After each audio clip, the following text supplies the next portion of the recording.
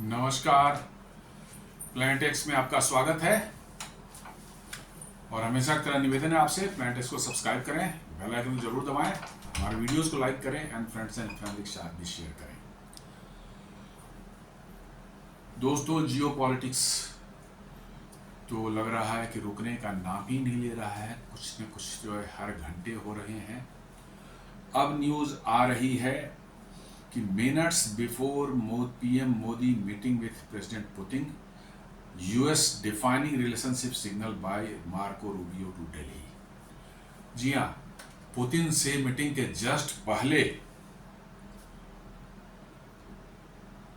America के जो विदेश मंत्री हैं या फॉरेन सेक्रेटरी जो भी कहिए, मार्को रूबियो, उन्होंने कुछ सिग्नल देने शुरू किए हैं भारत को कि भाई मामला कुछ ठीक कर सकते हैं हम लोग। मतलब उसको धीरे धीरे जो है मामले को ठंडा करने की कोशिश की जा रही है कि बीच का रास्ता कुछ निकाला जाए। ऐसा अभी सिग्नल है, अभी डायरेक्ट कुछ नहीं कहा है उन्होंने, बट सिग्नल उन्हें दिख रहा है।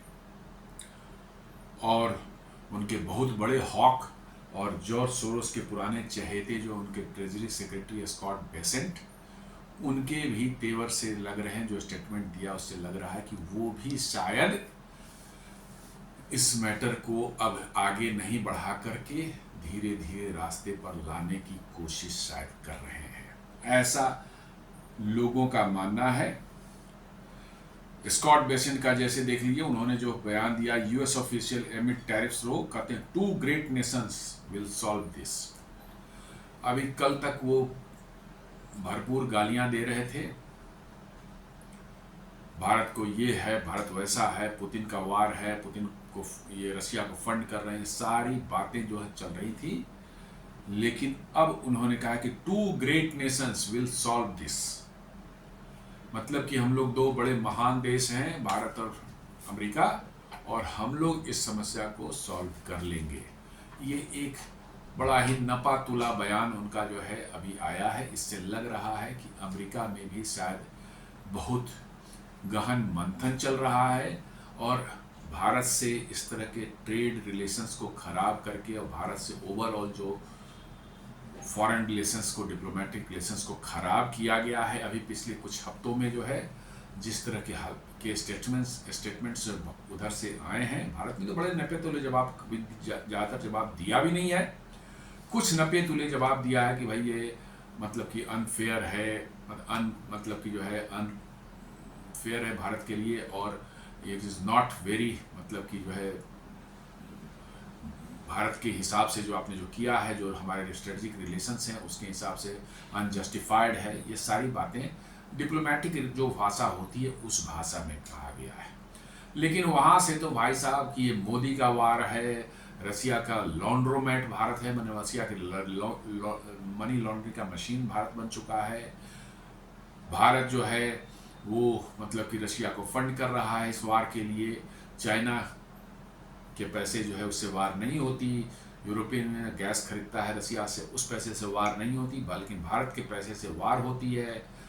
ये सारी बातें जो हैं, और कल तो जो है पीटर नवारो तो बिल्कुल बौखला कर उसने कह दिया कि भाई भारत के ब्राह्मण्स जो हैं वो इस पर आ गया है, जातिवाद के कार्ड पर आ रहा है कि भारत के ब्राह्मण्स जो हैं वो रसिया से तेल खरीद करके जो पैसे कमा रहे हैं। पता नहीं कौन से ब्राह्मण्स हैं भाई, आजकल क्या रिफाइनरीज भी ब्राह्मण्स हो गए और क्षत्रिय हो गए, वैश्य हो, ऐसे होने लगे हैं क्या? भाई भारत की पीएसयू रिफाइनरीज हैं वो कौन से कास्ट के हैं, अंबानी कौन सा है, नायर एनर्जी कौन सा है, कैसे कैसे मक्कार सब हैं ये सब, आप अंदाजा नहीं लगा सकते।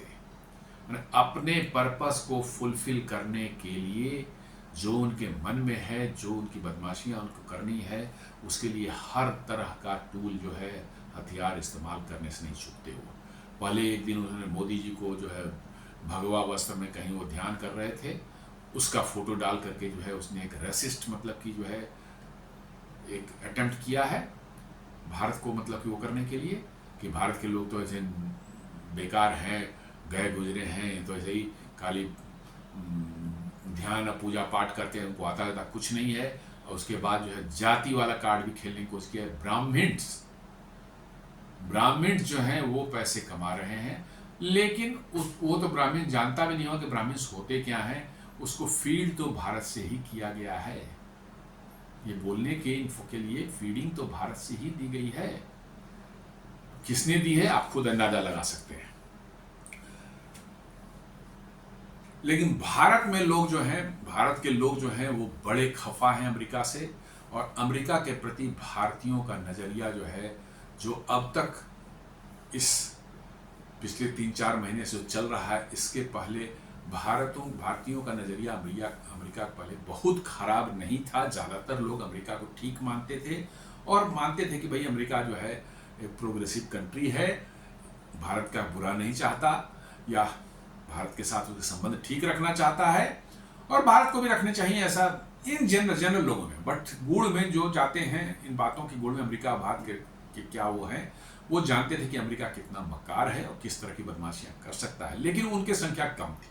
ज़्यादातर लोग ये मानते हैं कि भाई अमेरिका में जो है, जो कि अमेरिका में 40-50 लाख लोग भारतीय भी रहते हैं और वहाँ पर लंबे समय से रह रहे हैं। बहुत तो वहाँ सिटीजन्स बन गए हैं, बहुत से ग्रीन कार्ड लेके रह रहे हैं, वहाँ नौकरियाँ कर रहे हैं।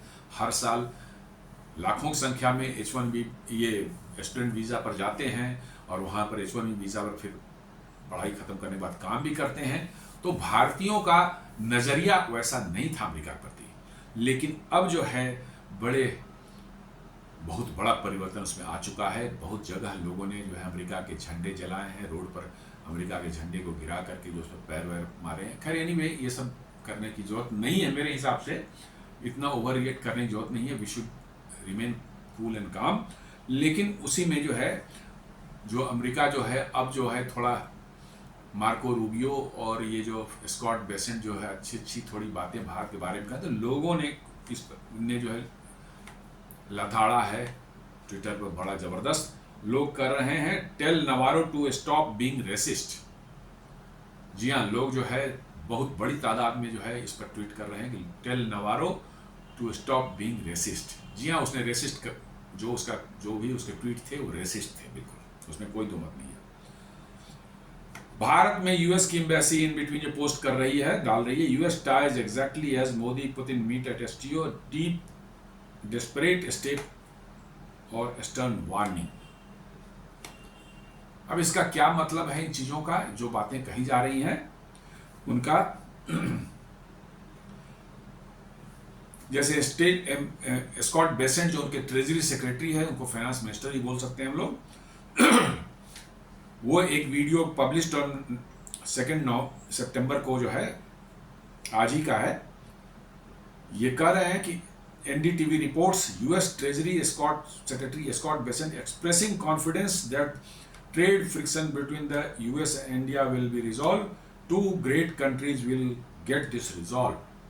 माने थोड़ी अब भाषा जो है वो गाली गलौज वाली भाषा छोड़ करके अब ये थोड़ा सा डिप्लोमेटिक भाषा पर आए हैं। पता नहीं कल तक टिकेंगे या नहीं टिकेंगे इस भाषा पर, मुझे नहीं मालूम, क्योंकि इनका ईमान धर्म कुछ होता नहीं अमेरिकन का। जी हाँ, अमेरिकन का ईमान धर्म कुछ नहीं होता।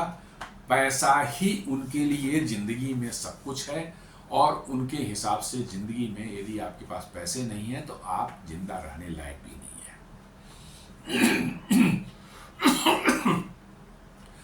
उनके हिसाब से तो यही है कि आपके पास पैसे नहीं है तो आप किसी लायक नहीं है, कीड़े मकोड़े जैसे हैं, आपका कोई वैल्यू नहीं है। ह्यूमैनिटी, एथिक्स, मॉरलिटी, इन सबों से कोई लेना देना उनका नहीं, कोई दूर दूर तक वास्ता नहीं है। आप उनकी हिस्ट्री देखें ना, बेसिकली यूएस को देखें, क्या है, ब्रिटिश कॉलोनी ही तो थी। ब्रिटिशर्स जो है, ब्रिटेन से कुछ ब्रिटिशर्स उठ करके अमेरिका गए, वहाँ पर जमीन कब्जा किया, धीरे धीरे वो बढ़ते गए।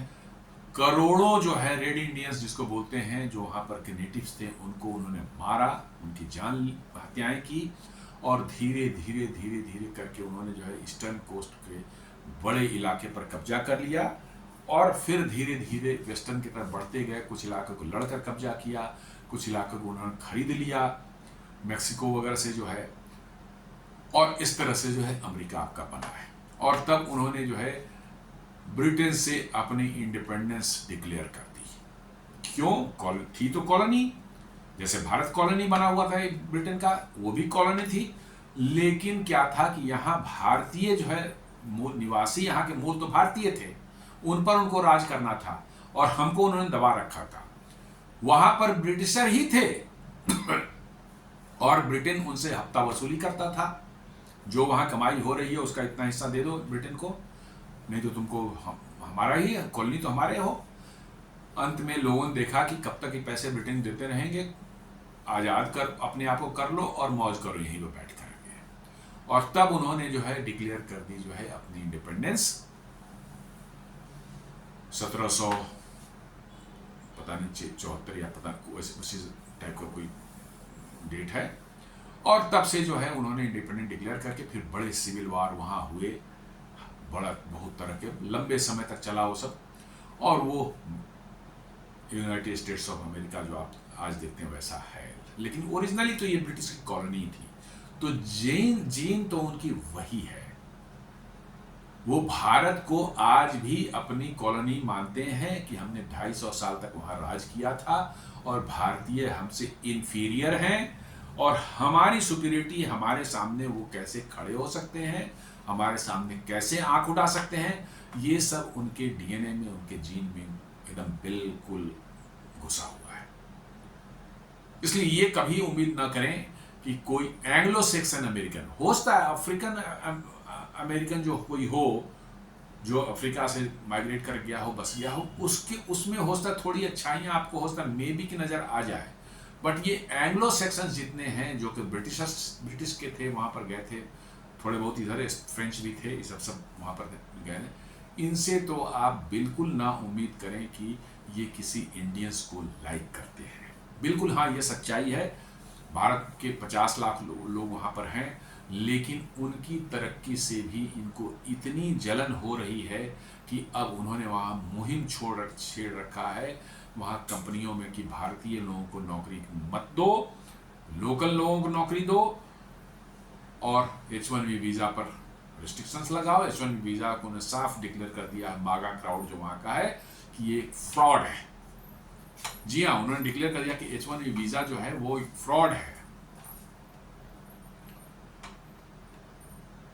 और एक और होता था H1B स्टूडेंट वीज़ा के बाद जो है एक साल से 3 साल तक की जो है एक OPT प्रोग्राम था उनका, ऑप्शनल प्रैक्टिकल ट्रेनिंग प्रोग्राम है, वो जो जॉब ही जैसा होता था, कम सैलरी मिलती थी, बट आप 1 से 3 साल तक वहाँ रह कर के काम कर सकते थे, थोड़ा आपको एक्सपीरियंस भी हो जाता था, और तब उसके बाद रेगुलर H1B वीज़ा पर आपको अच्छी सैलरी में जो है नौकरी मिल जाती थी। वो कह रहे हैं कि OPT प्रोग्राम भी ये भी फ्रॉड है और H1B वीज़ा भी फ्रॉड है, इसको बंद करो। और इस साल बहुत कम संख्या में भारतीय जा पाए हैं अमेरिका बिकॉज ऑफ ये डिस्टर्बेंसेस, और साथ साथ जो उन्होंने वीज़ा ही नहीं इशू किया। बहुतों का तो वहाँ अच्छे यूनिवर्सिटीज़ में एडमिशन हो चुका है, लेकिन but they didn't issue the visa. और जो वहाँ पर ऑलरेडी हैं H1B वीज़ा पर काम कर रहे हैं या स्टूडेंट वीज़ा पर वहाँ पर हैं, उनकी हालत भी उन्होंने ख़राब कर रखी है। उन पर इतने ज़्यादा उनकी चेकिंग हो रही है, उनके इनकम टैक्स रिटर्न यदि भरा है उसने, तो उसमें एक आध कहीं डॉलर इधर उधर कोई माइनर मिस्टेक हो गया, उसको कोट करके जो है आपको डिपोर्ट किया जा रहा है। आप ड्राइव कर रहे हैं, किसी जगह गलती से आपके टायर जो है, गाड़ी की टायर जेब्रा क्रॉसिंग के एज को टच कर गई और आपको पेनल्टी हो गई, चालान हो गया, आपने फाइन भी भर दिया, हो सकता है 2 साल पहले हुआ हो, लेकिन वो वहाँ के रिकॉर्ड में चला जाता है, उसको ढूंढ कर वो निकाल रहे हैं और कह रहे हैं भैया नहीं, तूने वायलेशन किया है, यहाँ से भागो। अभी जो पिछले साल जो वहाँ के 13-14 यूनिवर्सिटीज़ में बड़े भयानक मतलब कि एजिटेशन हुए थे, गाजा का सारा कुछ लेकर के जो है, उसमें कोई इंडियंस कहीं पिक्चर में दिख जा रहा है, उसको सीधे पकड़ लेने कि साहब आप यहाँ पर आए हैं, पॉलिटिक्स कर रहे थे, पढ़ने आए थे, जिसमें पॉलिटिक्स करना मना है, आप पॉलिटिक्स में इन्वॉल्व हो रहे थे, वापस जाओ। मतलब ये सब शुरू हो गया है भारतीयों के लिए जो है। तो ये कोई बहुत नई चीज तो मैं नहीं मानता हूं, उनके मन में तो ये पहले से घुसी हुई थी। भारतीयों को हेट कर रहे हैं। 1% भारतीय जो है वहां की करीब 1% के आसपास पॉपुलेशन होगी, 1% थोड़ा ज़्यादा, लेकिन वह आप देखेंगे इनकम टैक्स जो है ये 6% का करीब भरते हैं। मतलब इनका जो इनकम लेवल है बहुत हाई है, और फाइनेंशियली इकोनॉमिकली दे आर बहुत अच्छे पोजीशन में। ये वहाँ के जो है जो फ्रॉड्स जो हैं, एंग्लो सेक्शन जो काम नहीं करना चाहते, उनको दो नंबरिया तरीके से दाएं बाएं से पैसे मिल जाएं, उनसे उनकी ज़िंदगी चले, उनको ये अच्छा नहीं लग रहा है, और वो हर तरह की परेशानियां भारतीयों के लिए वहाँ क्रिएट कर रहे हैं। ये ट्रंप को मैं इस बात की तो दाद देता हूं कि उसने अमेरिकन के अंदर दिमाग में क्या है, एक्चुअली उनके अंदर में क्या उनका माइंडसेट है, इसको तो उसने एक्सपोज कर दिया है। और प्रेसिडेंट भी थे उनमें भी यही चीज बातें थी, लेकिन ये ऊपर से वो मीठा मीठा बोलेंगे, बड़े डिप्लोमेटिक लैंग्वेज में अच्छी अच्छी बातें करेंगे, भीतर से उनके अंदर भी यही चीज थी। ट्रंप ने, चूंकि इसको छुपाना नहीं आता अपनी बातें जो है, अपने एक्सप्रेशन से आज छुपाना इसको नहीं आता इस बंदे को, एक मैं क्रेडिट देता हूं, what ever was in his mind he has shown it openly, दिखा दिया उसने। और अब भारतीयों को इससे संभल जाना चाहिए। जो जाने का प्लान कर रहे हैं अमेरिका, उनको भी समझ जाना चाहिए, जो वहां बसने का प्लान कर रहे हैं अमेरिका में, उनको भी समझ जाना चाहिए कि आप भारत की नागरिकता छोड़ करके जो अमेरिका में परमानेंट बसने का जो सोच रहे हैं, वो कितना खतरनाक भविष्य में आपके लिए हो सकता है। Scott Bessent जो है, he was criticizing India during the same remark. Bessent criticized India's continued purchase of Russian oil, citing it as a factor funding Russia's war in Ukraine, and confirmed sluggish trade talks contributed to the US imposition of punitive 50% tariff on Indian goods. वो साथ साथ इसके पहले बोल रहा था कि ये 50% जो टैरिफ लगाया गया है, ये रशियन ऑयल जो भारत मना करने के बावजूद भी खरीद रहा है और रशिया फंड कर रहा है यूक्रेन वार के लिए, और साथ साथ भारत जो है ट्रेड डील करने में डिले कर रहा है। नहीं, डिले नहीं कर रहा है भाई, ये पूरी तरह से ये गलत बात है, डिले नहीं कर रहा है। भारत ने साफ कह दिया कि कुछ एरिया जो हैं वो हमारे रेड लाइन है, नो गो एरिया है, उन एरिया में हम आपको किसी तरह कंसेशन नहीं दे सकते, और एरियाज में जो बात करनी है, जो टैरिफ का डिस्कशन करना आप कर लो। उन्हें चाहिए कि भारत की आप एग्रीकल्चर सेक्टर को खोल दें, उन्हें चाहिए भारत के डेयरी सेक्टर को खोल दें, उन्हें चाहिए आप फिशरी सेक्टर खोल दें और MSME को खोल दें।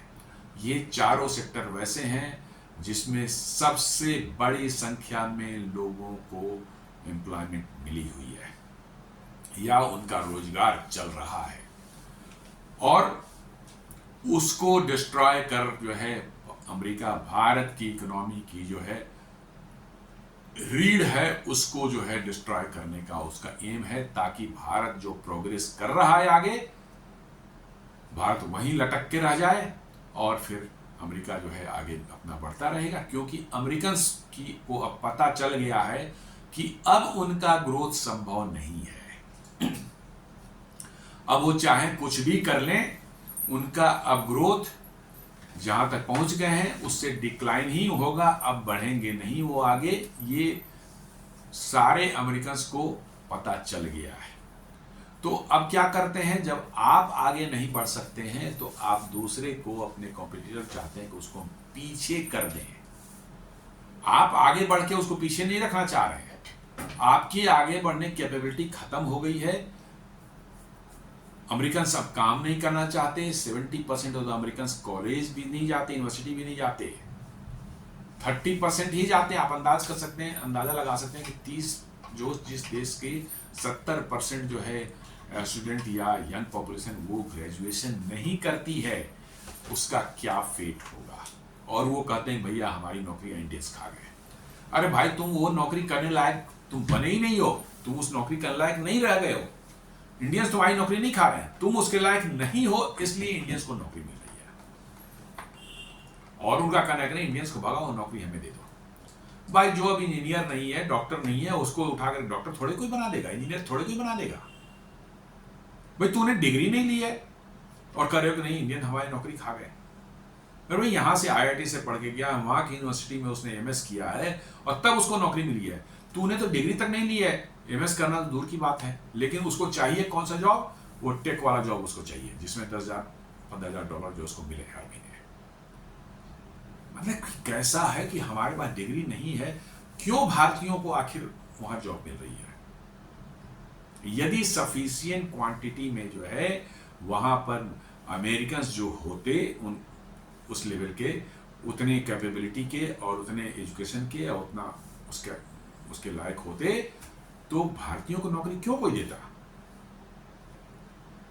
भाई हम लोग तो इंडिया में जो जिस लायक है उसको उस लायक की नौकरी मिल रही है। कोई अमेरिका से आके भारत में थोड़े नौकरी उसको हम दे रहे हैं, इसलिए कि हमारे यहाँ मिल जाते हैं उस लेवल के लोग हैं, उन्हीं को नौकरी हम देंगे। हमारा प्रेफरेंस वही है। जब नहीं मिलेंगे तब हम कहेंगे भैया आप तो कैसे काम चलेगा, बाहर से बुलाओ। बात वही तो हुआ है, यूरोप में भी वही हुआ है, अमेरिका में भी वही हुआ है। उनके यहाँ अब लोग ही नहीं है उस कैपेबिलिटी की या उस लेवल के जो कि उन जॉब्स को फुलफिल कर सके। तो ये बिल्कुल झूठ बात बोल रहा है। रशियन वार तो मैटर ही नहीं है, मैटर है भारत की प्रगति जो हो रही है उसको कैसे डिरेल कर दें, भारत में क्याओस मचा दें, मजबूत सरकार जो है वो गिरा दें, कोई कोलिशन वाली लुंज-पुंज सरकार, मनमोहन सिंह टाइप की लुंज-पुंज सरकार हम बना दें और रिमोट कंट्रोल से उस सरकार से हम जो डिसीजन करवाना चाहें वो करवाएं। ये उनकी ओरिजिनल मंशा है। और इसमें तड़का लगा दिया ट्रंप के ईगो ने कि उसको क्रेडिट नहीं दिया, मतलब कि जो है ऑपरेशन सिंदूर को रुकवाने का। हमने नॉमिनेट नहीं किया उसको जो है नोबेल प्राइज के लिए, ये तड़का लग गया उसमें। ओरिजिनल तो अमेरिका का ये है ही, इंडिया को कैसे तबाह करो, लेकिन तड़का उसमें मार दिया ट्रंप ने और मामला हो गया ज्यादा खराब। The SCO meet between Modi, Xi and Putin at the SCO summit was dismissed by Besant as largely performative, signaling US skepticism towards such diplomatic symbolism.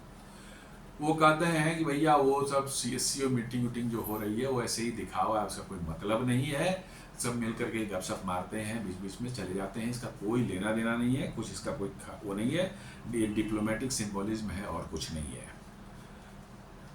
भाई क्या है क्या नहीं है ये हमें भी मालूम है कि डिप्लोमेटिक सिंबोलिज्म ही है। जी हाँ, ये भारतीयों को भी मालूम है कि हम लोग चाइना को ट्रस्ट नहीं करने जा रहे हैं।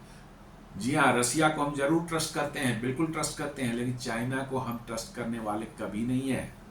लेकिन गिवन द सर्कमस्टांसेस अभी है, हम भी डिप्लोमेटिक सिंबोलिज्म कर रहे हैं अमेरिका को कि भैया देखो हमारे और भी लोग हैं जिनके साथ हमारा कारोबार चल सकता है, सिर्फ अमेरिका ही नहीं है। ये हम भी मैसेजिंग कर रहे हैं, इसमें कौन सी बड़ी चीज है, इसमें मिर्ची लगने वाली कौन सी बात है।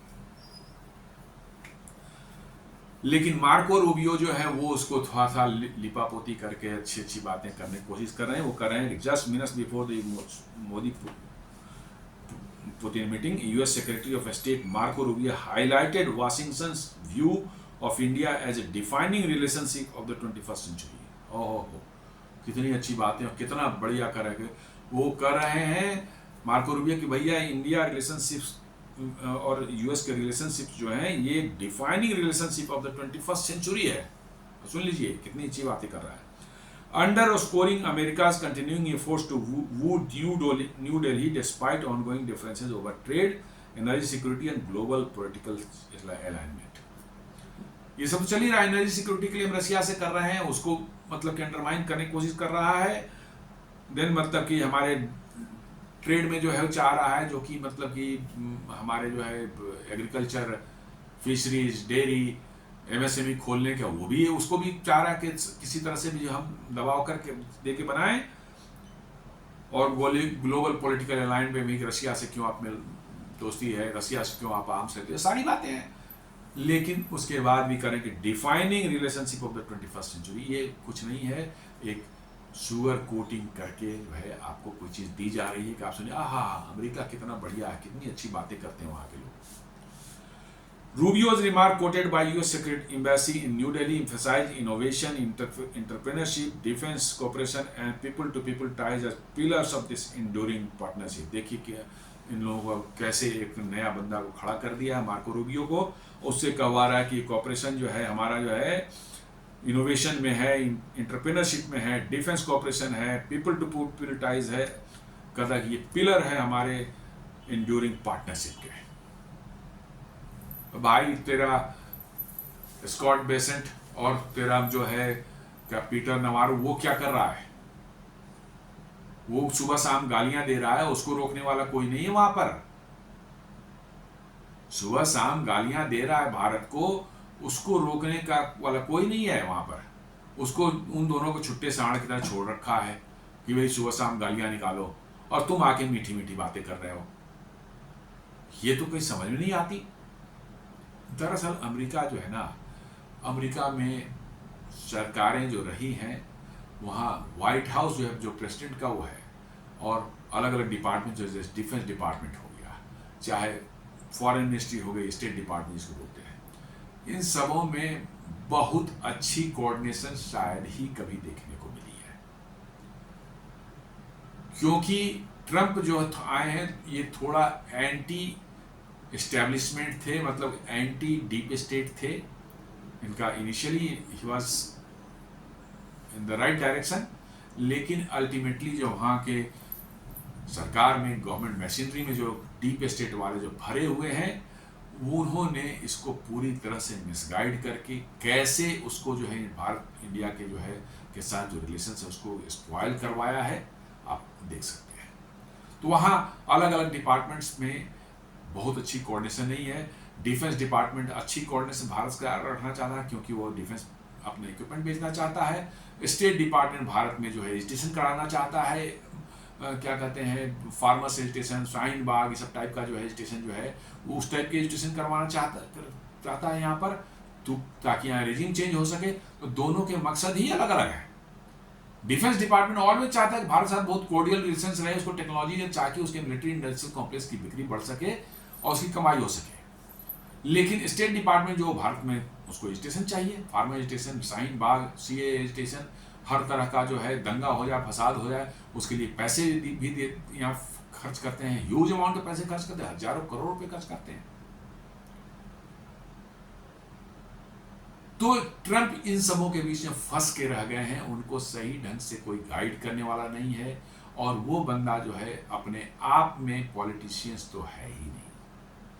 He is purely a businessman, और सरकार को भी बिजनेस की तरह चलाने की उसकी इच्छा रहती है। प्लस उसके पर्सनल एम्बिशंस कुछ और हैं, फैमिली के लिए पैसे वैसे जुटाना, ये सब एम्बिशंस ने उसको ओवरऑल मिला के ऐसे सिचुएशन डाल दिया है कि he is not able to take a correct decision. और अब पता चल रहा है कि उसकी तबीयत भी इतनी खराब हो गई है, हॉस्पिटलाइज है, ऐसी बातें आ रही है, एक सप्ताह से वो दिख नहीं रहा है, कोई पब्लिक में नहीं है।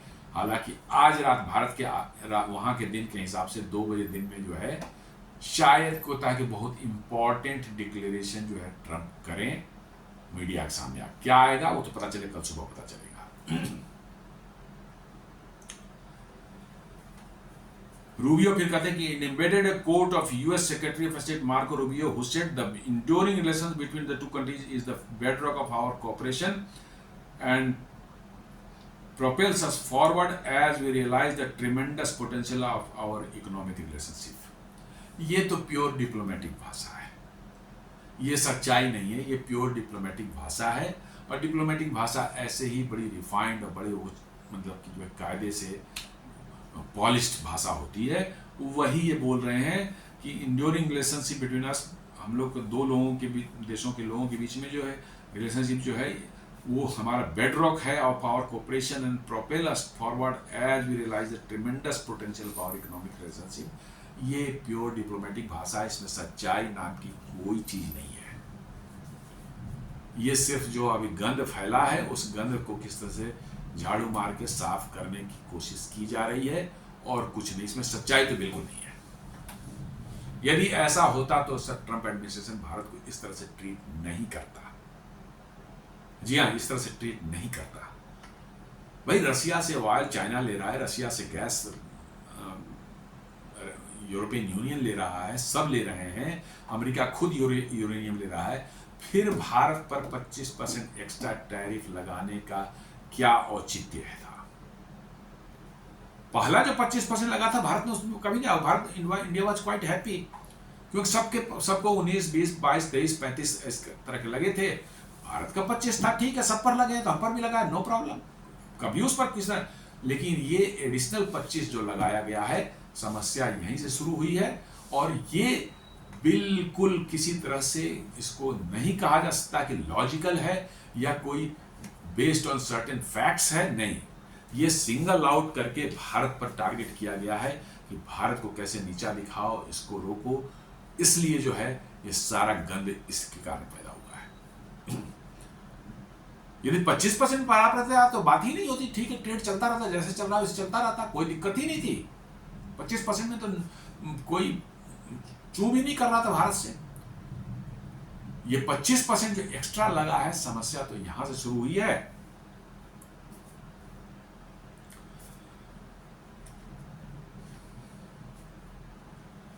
इधर यूएस एम्बेसी ने, भारत में जो यूएस एम्बेसी है, उसने US embassy in India posted messages celebrating the bilateral relationship as a defining for the 21st century and apparent public diplomacy effort to in response to India's growing tilt towards Russia and China।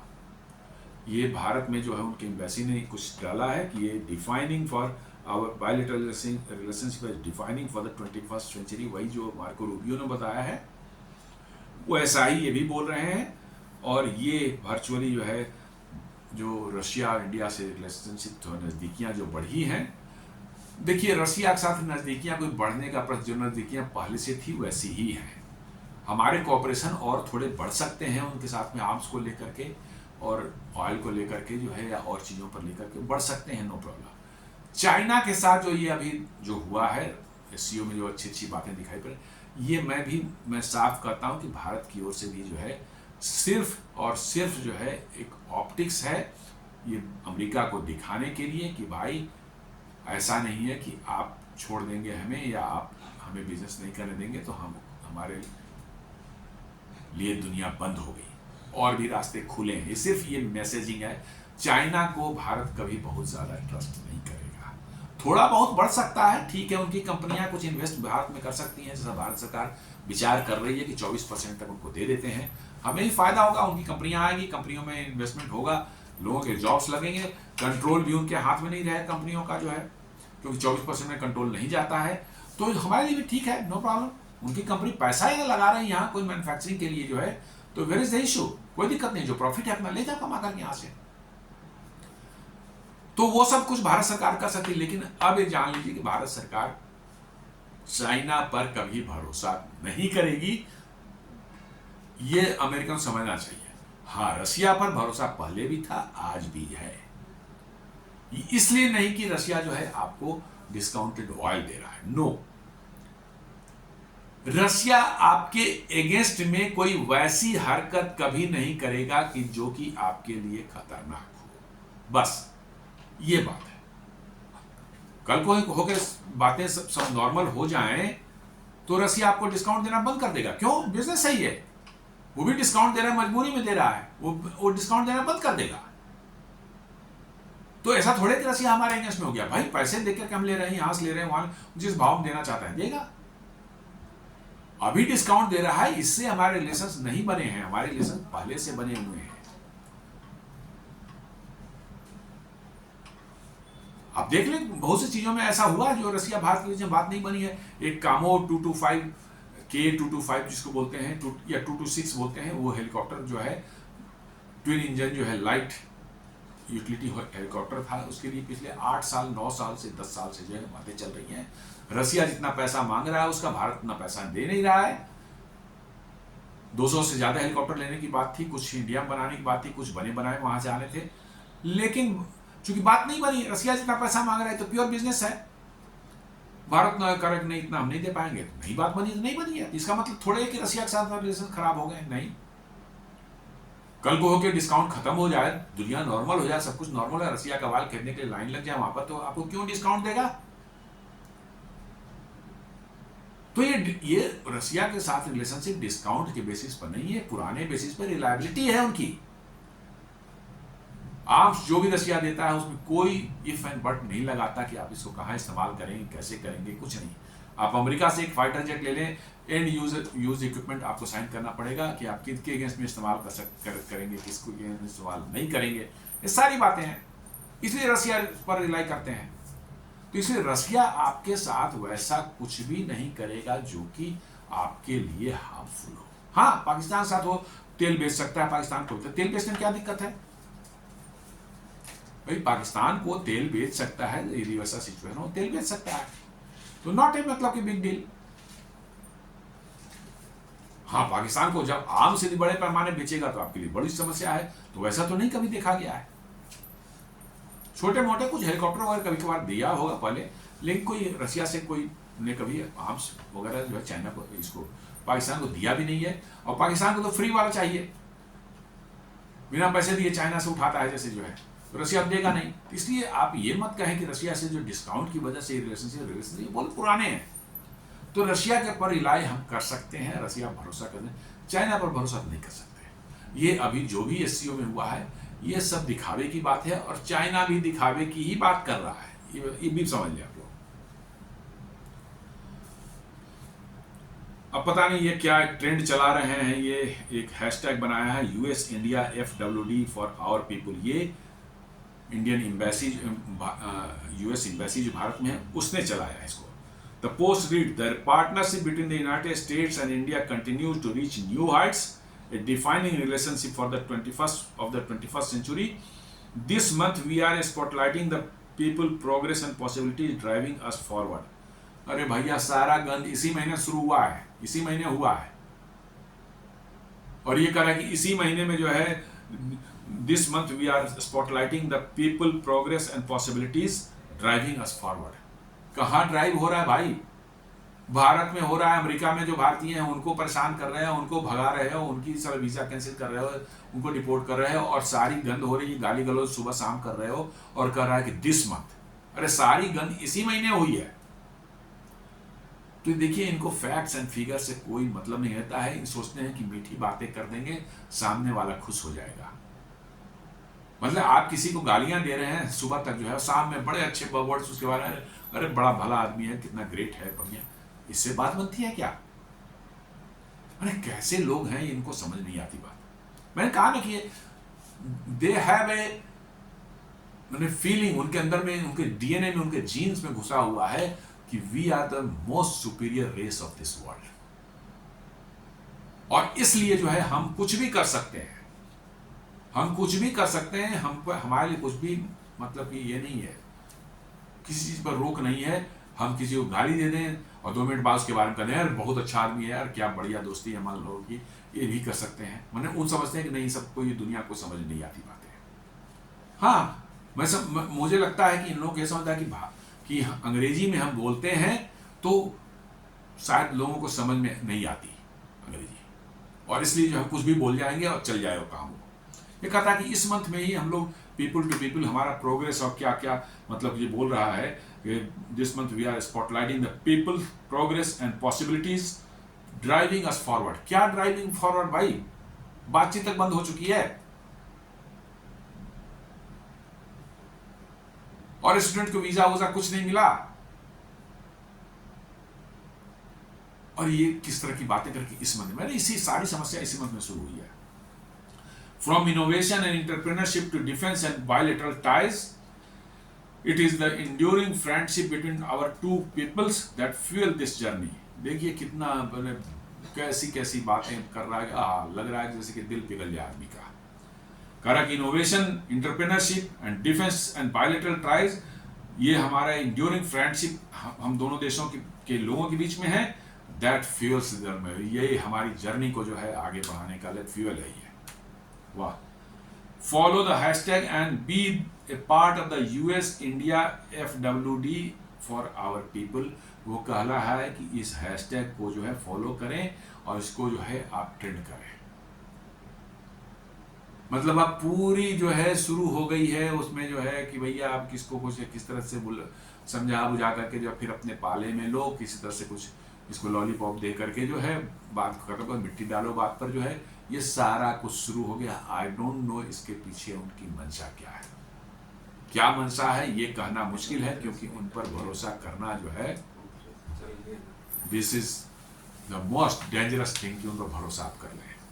ये बहुत ही मैंने खतरनाक है हमारे हिसाब से तो बिल्कुल ही, मतलब कि जो है जो सिचुएशन बनी है, मुझे लगता है कि let us take it to the conclusion कि भाई अमेरिका हमें कैसे ट्रीट करता है। हमारे कुछ कंडीशंस हैं, उस कंडीशंस को आप मानते हैं तो ठीक है, विल बी विथ यू, हमारे रिलेशंस बने रहेंगे। नहीं है तो भाई चलें अपना रास्ता, हम आपके रास्ते में कोई रोड़ा बन नहीं रहे, आप भी हमारे रास्ते से हट जाएं। लेकिन नहीं, आप नहीं रोड़ा बन रहे हैं, लेकिन वो रोड़ा बनेंगे, उनको तो बनना है रोड़ा, तभी तो आपको रोकेंगे, आपकी प्रोग्रेस को तभी तो रोकेंगे वो। उनका मुख्य एम यही है कि आपके प्रोग्रेस को रोक करके जो है वो अपने डिक्लाइन को किसी तरह से जो है दिखा सकें कि भाई ना हम अभी भी इनसे आगे हैं। क्योंकि सभी बता रहे हैं कि अगले 8 साल 9 साल में जो है भारत की परचेजिंग पावर पैरिटी जो है वो अमेरिका के बराबर हो जाएगी, GDP purchasing power parity base. ये बहुत बड़ा एक उनको ऐसा सदमा लगा है कि वो इससे किसी भी तरह से भारत को युद्ध में उलझा करके, किसी के साथ कोई समस्या करके, ट्रेड में आपको उलझा करके, टेक्नोलॉजी डिनाइल करके, आपकी इंडस्ट्रीज को तबाह करके, आपके कृषि को तबाह करके, कुछ भी हथियार उनको मिल जाए वो इस्तेमाल करने को तैयार है। Indians didn't hesitate. The Indian Foreign Ministry criticized the tariffs as unjustified and unreasonable, defending India's sovereign rights to secure energy for 1.4 billion citizens. ये भारत शुरू से बोल रहा है, फिर बोल रहा है कि भैया हम अनजस्टिफाइड एंड अनरीजनेबल है ये टैरिफ जो है, और हम अपने जो है 140 करोड़ लोगों के लिए जो है हमको इंश्योर करना है कि एनर्जी सिक्योरिटी कैसे हमारे हम लोगों को रीजनेबल प्राइस पर फ्यूल मिले, ये हम कर रहे हैं। इसलिए आप जो इसमें जो है कर रहे हैं कि भाई रसिया से ऑयल नहीं लो, फलाने जगह से ऑयल लो, भाई इससे जो है हमारा तो पूरा का पूरा एनर्जी सिक्योरिटी हमारी खत्म हो जाएगी। आपने रसिया पर सैंक्शन लगा रखा है, जब यूक्रेन वार नहीं था उसके पहले तो हम लेते ही थे, हम हार्डली 1% रसिया से हमारा तेल आता था, जस्ट फॉर द नेम सेक हम लेते ही नहीं थे, हमें जरूरत नहीं थी, उतनी दूर से लाने की जरूरत क्या थी। यूक्रेन वार के बाद जो है जब $138 पर बैरल तक पहुंच गया प्राइस, तभी तो रसिया के पास जाना पड़ा हमें, अदरवाइज तो रसिया से हम लेते ही नहीं थे। उतनी दूर से हम क्यों लेकर के आएंगे, बगल में गल्फ कंट्री से उसी प्राइस में देखो मिलता है, तो सऊदी अरब से, यूएई से, कतर है, इराक है, इन सबों से हम, कुवैत है, क्यों नहीं ले सकते, और ले ही रहे थे। उतनी दूर से उठा के हमको इसलिए लाना पड़ा कि बिकॉज की पेट्रोलियम की प्राइसेस जो है इतनी ऊपर हो गई कि हमारे देश में जो है लोगों का जो है बिल्कुल महंगाई इतनी बढ़ जाती तो परेशानी हो जाती। तो आपको तो इसे लेना देना नहीं है, तो फिर हम ले भी ना और हमारी समस्या भी बनी रहे, ये तो कैसे हो सकता है। यही तो भारत सरकार बार बार कर रही है। एक one X user wrote your action and words don't match, tell Navarro to stop being racist. एक यूजर ने लिखा है कि भैया तुम्हारे वर्ड्स एंड एक्शंस जो है, ये रूबियो जो बोल रहा है और ये जो बोल रहा है क्या कहते हैं उसका यूएस एम्बेसी जो लिखा है उस पर बोलता है कि तुम्हारे एक्शन एंड वर्ड्स बिल्कुल मैच नहीं करते। पहले नवारो बोलो कि रेसिस्ट अपने रिमार्क्स बंद करे भारत के ऊपर में। Another ex user posted, translate via machine translation, suddenly the time has changed, the sentiments have changed। अब क्या इसका मतलब है तो मुझे भी समझ नहीं आया। Suddenly the time has changed and the sentiments have changed, I don't know कि exactly क्या है।